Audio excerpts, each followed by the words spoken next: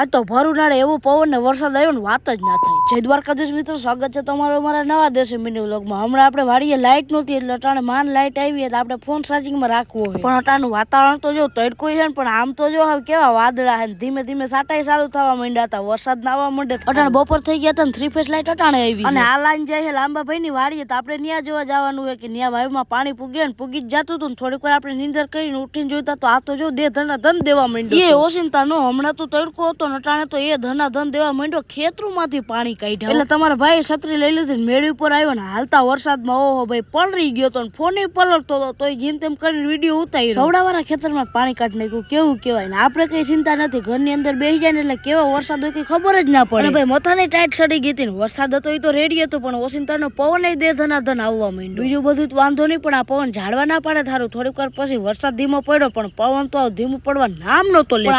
આપણે તો પેલા નાસ્તો કરી લેવાનો, પવન તો હતો પણ ઓલ બાજુ તો જો હજી એવું જ હતું, ક્યાંક પાછો આવે નહીં તો। અને આપણે પાછા ખેતરમાં ચડી ગયા, જોઈતા તો જોતા ખેતરમાંથી પાણી જતા થાવ ધોરિયાની જેમ, મને પવન એકદમ જોરદાર હતો, ના નદીએ ભરાઈ ગઈ। તમને કાલ દેખાડ્યું હતું વાયુનું કામ હાલતું હતું, ત્યાં ઓશિંતાનું વરસાદ બંધ રહી ગયો, પછી ઓશિંતાનું પાણી આવવા માંડ્યું, નદી ભરાઈ ગઈ। હવે બધું ત્યાં હકેલે પછી થોડો તડકો આવ્યો, તા તો લાંબા ભાઈ ને ઈ આવી ગયા, વાદળા તો હતા પણ ઓશિંતાનો તડકો આવ્યો, કેવું મસ્ત લાગે।